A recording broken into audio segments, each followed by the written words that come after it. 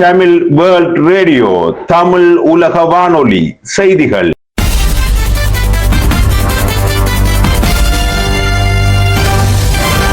தலைப்புச் செய்திகள். வணக்கம். நீங்கள் இணைந்திருப்பது தமிழுலக வானொலியின் இரவு நேர பிரதான செய்திகளுடன்.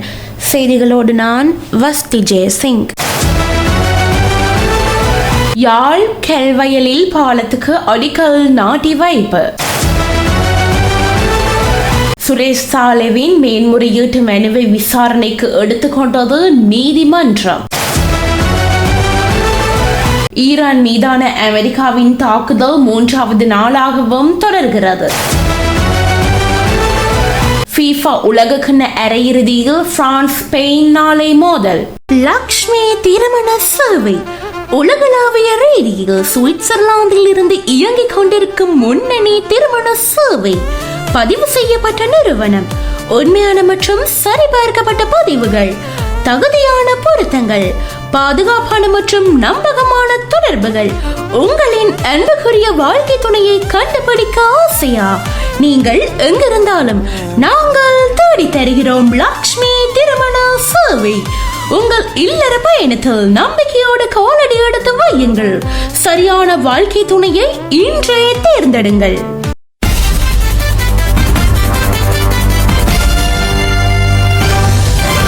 உள்நாட்டு செய்திகள்.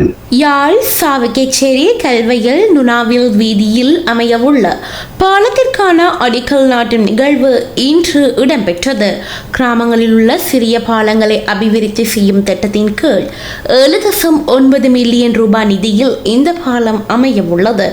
சாவகச்சேரி நகராட்சி மன்றத்தின் ஏற்பாட்டில் இடம்பெற்ற நிகழ்வில் நாடாளுமன்ற உறுப்பினர் கருணைநாதன் இளங்குமரன், யாழ் மாவட்ட உள்ளூராட்சி உதவி ஆணையாளர், சாவகச்சேரி நகராட்சி மன்ற செயலாளர், தேசிய மக்கள் சக்தியின் தென்மராட்சி அமைப்பாளர் ஆகியோர் கலந்து கொண்டு அடிக்கல்லை நாட்டி வைத்தனர். தன்னை தடுத்து வைத்து விசாரணைக்கு உட்படுத்துவதற்கு எதிராக அரச புலனாய்வு பிரிவின் முன்னாள் பணிப்பாளர் சுரேஷ் சலே தாக்கல் செய்த மனு மேன்முறையீட்டு நீதிமன்றத்தில் இன்று விசாரணைக்கு எடுத்துக் கொள்ளப்பட்டது.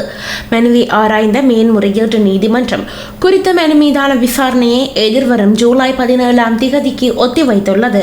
அரச புலனாய்வு பிரிவின் முன்னாள் பணிப்பாளராக பணியாற்றிய சுரேஷ் சலே தன்னை தடுத்து வைத்து விசாரணை செய்யும் உத்தரவை வலுவிழக்க செய்யுமாறு கோரியே இந்த மனுவை தாக்கல் செய்திருந்தமை குறிப்பிடத்தக்கது. முன்னாள் அமைச்சர் பிரசன்ன ரணதுங்க மீது விதிக்கப்பட்டிருந்த வெளிநாட்டு பயண தடையை தற்காலிகமாக கொழும்பு பிரதான நீதவான் நீதிமன்றம் நீக்கியுள்ளது.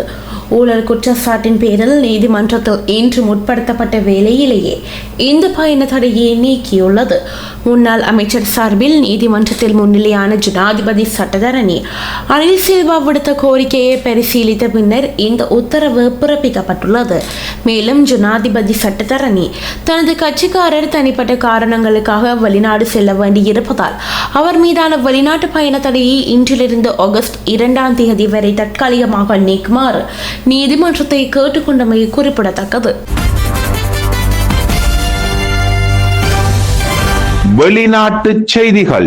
ஈரான் மீதான அமெரிக்காவின் தாக்குதல் 3வது நாளாகவும் தொடர்ந்து இடம்பெற்று வருகிறது. ஈரானுக்கு எதிராக முன்னெடுக்கப்பட்ட புதிய தாக்குதல்கள் வெற்றிகரமாக இடம்பெற்று வருவதாக அமெரிக்க ராணுவம் தெரிவித்துள்ளது. புயஷார், சாபஹார், ஜாஸ்க், கொனார்க், அபு மூசா மற்றும் பண்டார் அப்பாஸ் உள்ளிட்ட பகுதிகளில் உள்ள இலக்குகள் அளிக்கப்பட்டுள்ளன. வணிக கப்பல் போக்குவரத்தை இலக்காக கொண்டு தாக்குதல் நடத்தும் ஈரானின் திறனை மேலும் பலவீனப்படுத்துவதில்லை இந்த நடவடிக்கைகளின் நோக்கம் எனவும் அமெரிக்க ராணுவம் கூறியுள்ளது.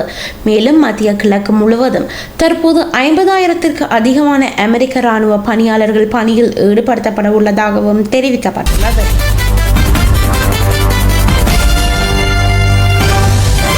விளையாட்டு செய்திகள். FIFA உலக கிண்ணம் தொடரின் அரையிறுதி போட்டியில் பிரான்ஸ் மற்றும் ஸ்பெயின் அணிகள் நாளை மோத உள்ளன. அமெரிக்காவின் டெக்சாஸ் மாநிலம் ஆர்லிங்டனில் அமைந்துள்ள டலாஸ் ஸ்டேடியத்தில் இந்த போட்டி நடைபெறவுள்ளது. இலங்கை நேரப்படி நாளை அதிகாலை 12:30 மணிக்கு போட்டி ஆரம்பமாக உள்ளது. உலக கிண்ண இறுதிப் போட்டிக்கான இடத்தை உறுதிப்படுத்தும் நோக்கில் ஐரோப்பிய ஜாம்பவான் அணிகளான பிரான்ஸ் மற்றும் ஸ்பெயின் வெற்றியை இலக்காக கொண்டு களமிறங்க உள்ளதால் இந்த போட்டி கால்பந்து ரசிகர்கள் மத்தியில் பெரும் எதிர்பார்ப்பை ஏற்படுத்தியுள்ளது.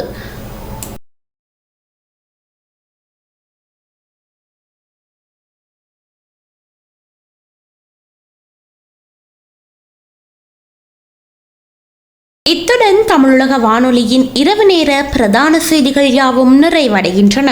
வணக்கம்.